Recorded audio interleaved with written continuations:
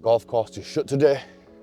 Got a little tip off one of my clients because some gypsies occupied the car park, so golf course is shut. You know what I mean, don't you? It's gonna be like open season of mushrooms. Ooh, let's go!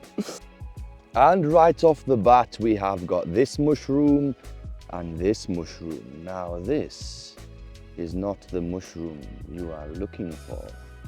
So what is this mushroom, I think I hear you say? Well, it is none other than Suillus luteus, the slippery jack, the sticky bun, the purple-veiled slippery jack. And I know this for a few reasons. One, the mushroom is a pod mushroom. Two, as the name suggests, sticky bun. The mushroom is quite slippery or sticky when it's wet. Now, this one isn't really too sticky at the moment, but because it's dry. And the mushroom also has this little veil on, and there's not many of these pod mushrooms that have this little veil on the stem.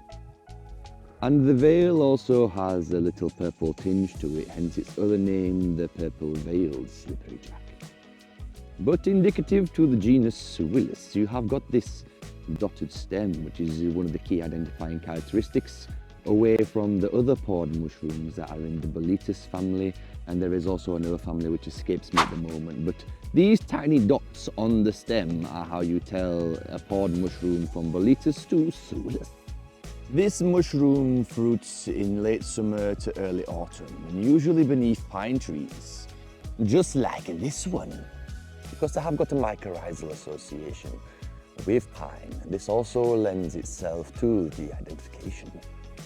Also, another key identifying characteristic of this mushroom is when it is fairly young, the mushroom has a veil that is attached to the cap, just like this. The pore surface is spongy and yellow.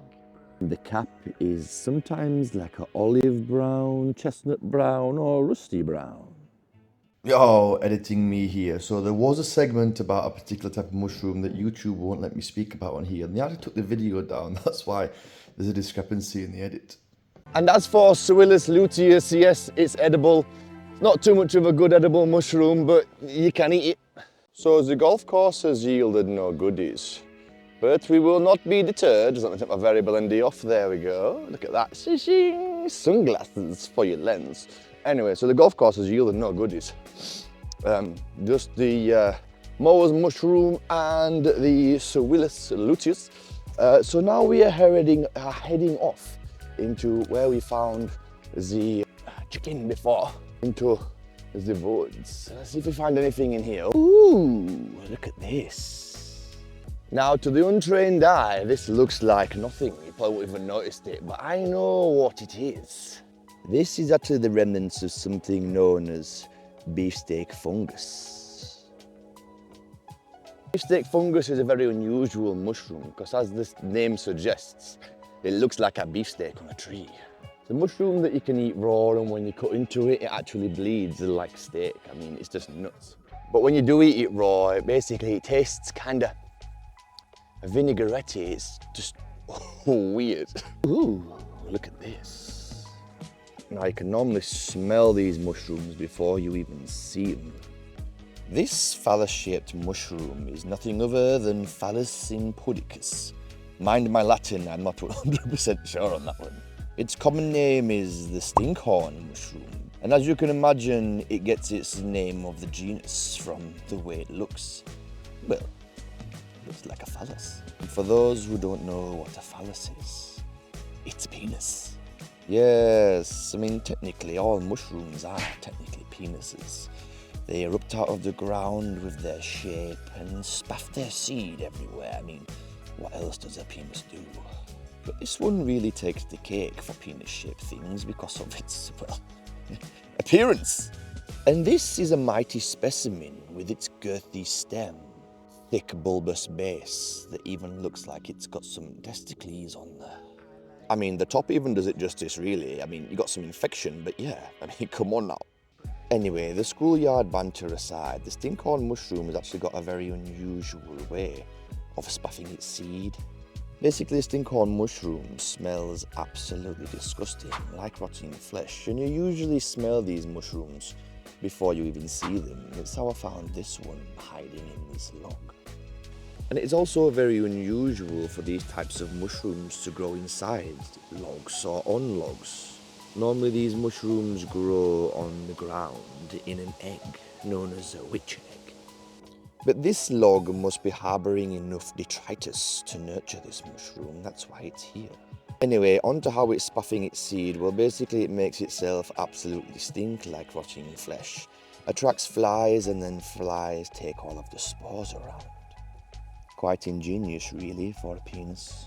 But as you can see here, the mushroom starts its life cycle as a small egg, and these are actually edible. Disgusting, absolutely vile. People pickle them, the sick fucks. Eat them.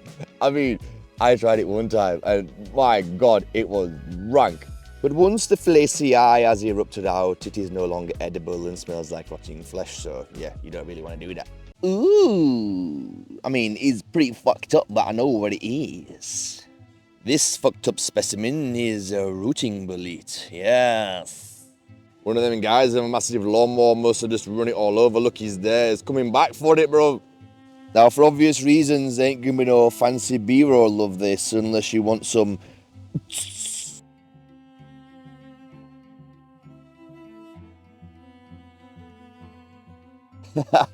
But basically, I know this is a rooting bolete for a few reasons. One, they grow in clusters and they all like clump together like a mad mash of mushrooms. It's also a pod mushroom that when you do this, it'll bruise blue, juicy. And it's also got this nice red tinge to the gill structure, or the pore structure, I should call it gills, man. Mushroom people, I'm sorry. It's also got a yellow to a red kind of colouring to the base. And the cap is like a really bleached out, soft browny colour. But also, another real cool thing with these is when you do this. Yeah, boy. Look at that blue. Now, normally when you're looking at bolete families, the blue and the red is a warning sign to say stay away. Now, this is actually a toxic mushroom, so obviously you should listen to it when you got red and blue on this. But some of them that do bruise blue, like the lurid bolete, are edible, but they also bruise blue. So it's a general rule, but it's not like the ultimate rule where if it bruises blue or it's got red on it, then you can't eat it, because it's not true. To get one more blue in, you ready? Boom. Whoop. One more for good luck. Oxidization. So if you like that kind of content, guys, then you need to subscribe to my channel. Because YouTube thinks that you might like this video here, so why don't you click on that, and I'll see you there.